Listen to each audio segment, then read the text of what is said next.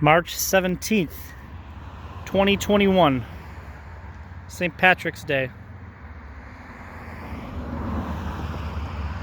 We have our excavator here, Matt Colo.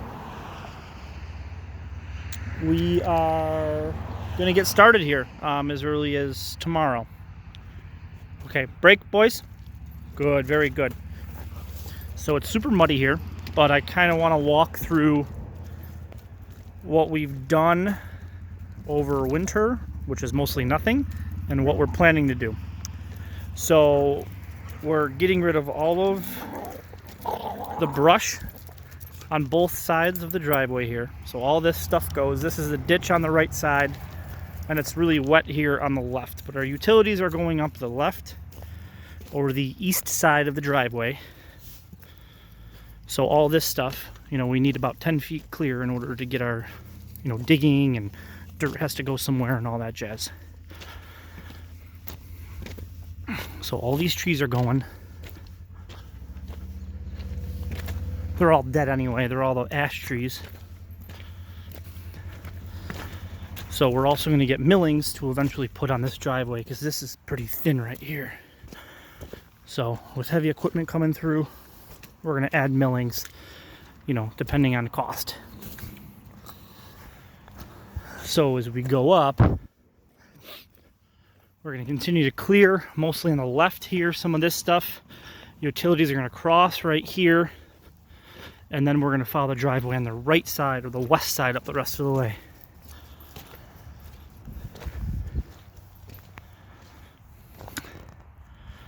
Okay, so here we are up a little higher. It's springtime. We had 3 feet of snow, and it's muddy, and it's wet, and it's soggy. So a couple of things. We'll start on the outside of this. So I was working on this water tank. I cut a hole in it. Radius the corners at the top to prevent any sort of stress cracks from forming at the corners. This is 3 foot by 7 foot door opening. This is all rust that was in the tank, but I rented a dingo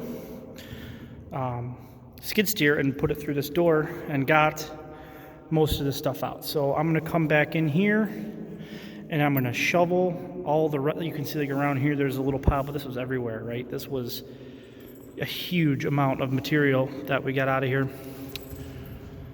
So I'm going to come back in, I'm going to sweep this, I'm going to clean it, and then hopefully store some material in here. With the long-term vision of actually ice blasting the walls and painting it. So step 2 is going to also be adding structure like 3x3 tubing to the inside and welding it in so we add some rigidity to the tank when we cut openings in it, because we're cutting another hole right where those 2 slits are is going to be a garage door. But out here,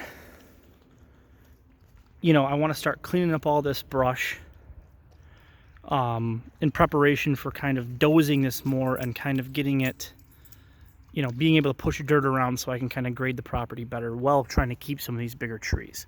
So I want to put drain tile right where Phil is. And then this is just going to be kind of a walkway path to this door here. But put drain tile here and then, exit it somewhere down here. But what I did is I goofed up. So I brought the backhoe in over here to get rid of some of this material. And it was very wet. And the reason it was wet is there's a swale right there. And I just didn't really put 2 and 2 together that regardless of whether or not there's actively water right there, it's wet. And you can see right where we were good with the backhoe and then we sunk. So we got stuck with the backhoe. I mean, look how deep Phil is right now in those ruts. So anyway, this area here, I'd like to, it's got to dry out, and then I can kind of hopefully straighten this up a little bit. So we'll put more material here, blacktop millings. We'll get the canoes out of here. We'll get these trailers out of here eventually, and we'll start trying to clean this up a little bit. I'd like to start doing this, as soon as it dries up, but the next step is we're going to be building the house. So I think I'm going to be pretty busy, and this is going to take a back seat. So as we come up the driveway, I have to move the RV so we can clear more trees, move the backhoe. this tree's going away. This dead tree is going away. And then as we go up though, where the driveway is now, we have to shift over to the east. So it's actually going to go more like right here. So at the top, it's shifting pretty much the entire width of the driveway. And then we'll turn to the right to go towards the house. So as we come up, we're now over here.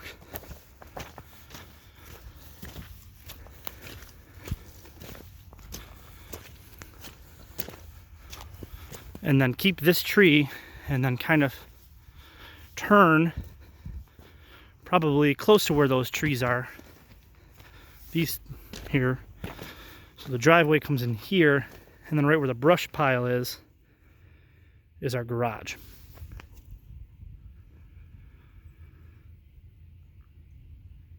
You can see I marked some trees with green to save them. Everything else, another ring will go. But this is pretty big now. This is a big enough to build a house in. So